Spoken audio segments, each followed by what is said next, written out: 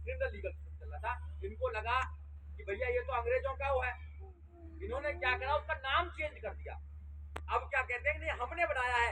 ऐसे ही संविधान का क्या करते, संविधान को रिव्यू करते, और जो आपका प्राइड है, आप चिल्ला चिल्ला कर कहते हैं कि संविधान तो हमारे बाबा साहब डॉक्टर अम्बेडकर ने बनाया, तो क्या करते हैं, फिर कहते 2024 हो गया, अब वो बाबा साहब वाला संविधान नहीं है, करते कुछ नहीं, केवल उसको चेंज कर देते। और आपका जो प्राइड है, जो आप पूरे देश में अपना सीना चौड़ा कर बोलते हैं, हम जैसे बोलते हैं कि देश में बाबा साहब का संविधान चलता है, ये देश बाबा साहब के संविधान में चलता है, और आप खुले नहीं समाते हैं, ये आपका प्राइड है। क्योंकि आपके मनोबल को घटाना चाहते हैं, और किसी कौम के या किसी सेना के मनोबल को घटा दीजिए, वो युद्ध नहीं जीत सकती है। अभी तक हमारे साथ हुआ क्या, यही तो हुआ। आप गूगल पर जाकर देखिए नेगेटिविटी का इंसान पर कितना फर्क पड़ता है, बहुत ज्यादा फर्क पड़ता है। वैज्ञानिकों ने एक सर्वे किया, वैज्ञानिकों ने एक परीक्षण किया कि कुछ पौधे इकट्ठे कर, आधे पौधे इधर लगा दिए और आधे पौधे इधर लगा दिए, और 10-10 लोगों को नियुक्त किया कि इन पौधों को आपको डेली गाली देनी, और 10 लोगों को ड्यूटी लगा दी कि इन पौधों को आपको अप्रिशिएट करना है। तो 10 लोग डेली 6 महीना तक उन पौधों से कहने लगे तुम बेकार हो, तुम पर फूल नहीं आएंगे, तुम तो बिल्कुल ही बकवास हो, नेगेटिविटी करने लगे। आधे घंटा डेली बोल के जाते थे, और 10 लोग इन पौधों को कह के जाते थे तुम कितने सुंदर हो, तुम पर फूल आएंगे, फूल राजा के पास जाएंगे, तुम तो अभी तक इतने सुंदर हो। अंतर क्या हुआ पौधों पर, इनकी ग्रोथ कम हुई और इनकी ग्रोथ ज्यादा हो गई। हमें तो बचपन से जातिवाद का सामना करना पड़ता है। तुम तो दलित हो, तुम तो दलित जैसे लगते नहीं हो, भाई तुम तो नहीं लगते, ऐसा बोला जाता है।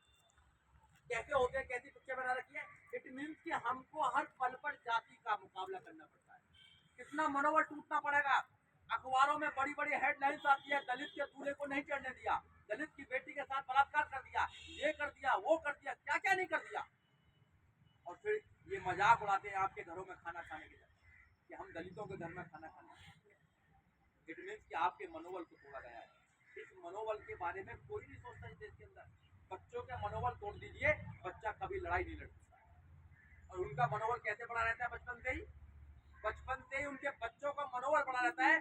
गांव के लोग, अगर तुम बिलोंग करते हो गांव से, उनके बच्चे हमारे लोगों का, बुजुर्गों का नाम लेते हैं, हमारे बुजुर्गों का उनके बच्चे नाम लेते हैं, और हमारे बुजुर्ग भी उनके लोगों को सम्मान की दृष्टि से देखने का काम करते हैं, उनको अपमानित नहीं करते।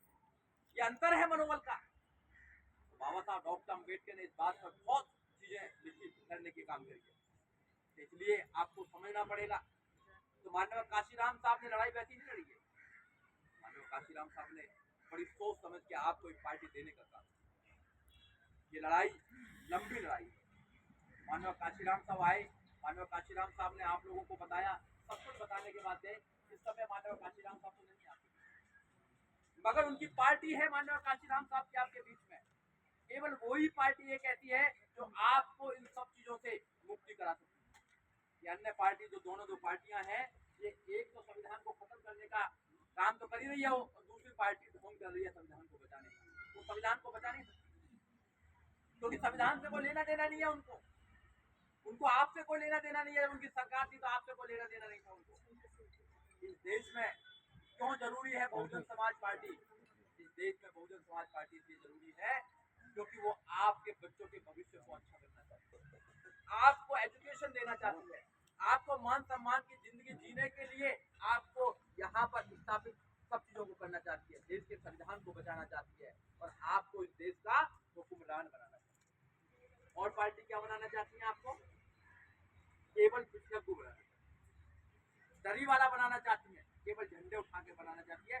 बहुजन समाज पार्टी भी ऐसा काम नहीं करना चाहती कि आपके मान सम्मान में कभी भी ऐसा हो। इसलिए आपको अंतर समझना, और अगर हम समझने के लिए तैयार नहीं है तो फिर कैसे काम चलेगा? तो मैं एक बात और कहना चाह रहा था आपसे कि कैसे गुलाम बनाना चाहते हैं आप। देखिए, इस देश में दो प्रकार से इंसान